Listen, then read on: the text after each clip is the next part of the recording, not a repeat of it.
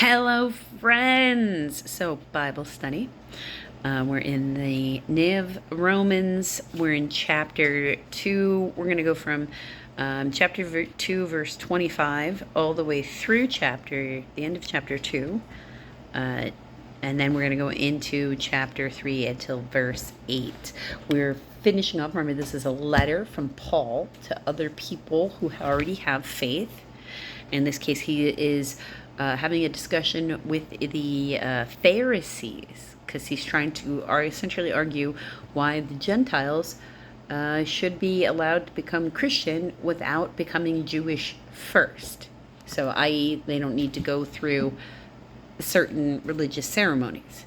And he's arguing it is not the ceremony and the being born into it that actually makes one a person of faith.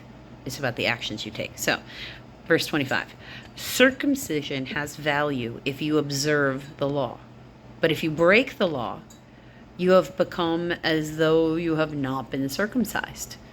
Because in this culture, that it makes them in a covenant with God. It makes their anatomy a holy object in their culture. If those who are not circumcised keep the law's requirements, they will not be regarded. Will they not be regarded as though they were circumcised? The one who is not circumcised physically and yet obeys the law will condemn you, who even though you have the written code and the circumcision, you are a lawbreaker. A man is not a Jew if he is only one outwardly, nor is circumcision merely outward and physical. No, a man is a Jew if he is one inwardly, and circumcision is circumcision of the heart by the Spirit, not by the written code. Such a man's praise is not from men, but from God. Now, chapter 3, verse 1, this parable is called God's faithfulness. What advantage, then, is there in being a Jew? Or what value is there in circumcision? Much in every way. First of all, they have been entrusted with the very few words of God. And what if some did not have faith? Will their lack of faith nullify God's faithfulness? Not at all. Let God be true, and every man a liar, as it is written, so you may be proven right when you speak and prevail when you judge. But if our unrighteousness brings out God's righteousness more clearly, what shall we say? That God is unjust in bringing his wrath on us? I am using an argument. I'm using a human argument. It's in brackets. Because he wants you to know he doesn't really feel that way. Certainly not. If that were so, how could God judge the world? Someone might argue, if my falsehood enhances God's truthfulness and so increases his glory, why am I still condemned as a sinner? Why not say, why not say, as we are being slanderously reported as saying, as some claim, let us do evil that good may result? Their condemnation is deserved. So he's calling out the hypocrisy of the Pharisees, and he's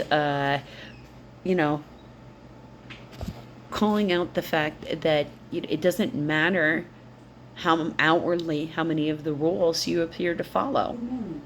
It's National Gummy Worm Day. So my Alexa wants us to know it's National Gummy Worm Day. To keep that in mind. That, and it's also the anniversary of Richard Nixon announcing he's going to go to China. I wonder what other big things will happen today. If not, maybe we should all just enjoy some gummy worms. I mean, I love a good gummy worm. Who doesn't? He's pointing out here that it's a thing you do. It's not just what you are. I liken that, I have a phrase for that, I use it as Christian as a noun versus Christian as a verb. And those are two very different things. For me, you're only really a Christian if it's Christian as a verb.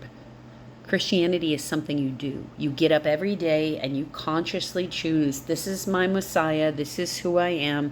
I'm going to live my life by the tenets he teaches, by what he said. He said to love one another. I'm going to try to be the best version of me that I can be for the day, and that makes one a Christian.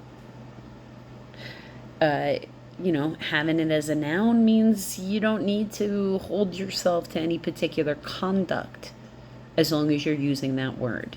Then it's okay to be disrespectful to other people. And I don't like that. That's not my way. And I don't encourage anybody else to be that way either. So let's just remember that from the very beginning, one of the things that was supposed to be a difference between the existing conditions, which was the Pharisees, and the hypocrisy that they had going on over there, where they were not following the law and they were looking for the loopholes. If you were going through the world looking for reasons that you were allowed to be disrespectful to other people, then you should re-examine what it really means to be Christian, in my opinion. And I'm sorry if you don't particularly like that, but it's going to be where there'll be problems if we knew each other in real life. The good news is you likely don't know me in real life, so it doesn't really matter what my opinion is. I encourage you to be the best version of you today. And for you to remember, it's always been meant to be a thing you do, not just a thing you say.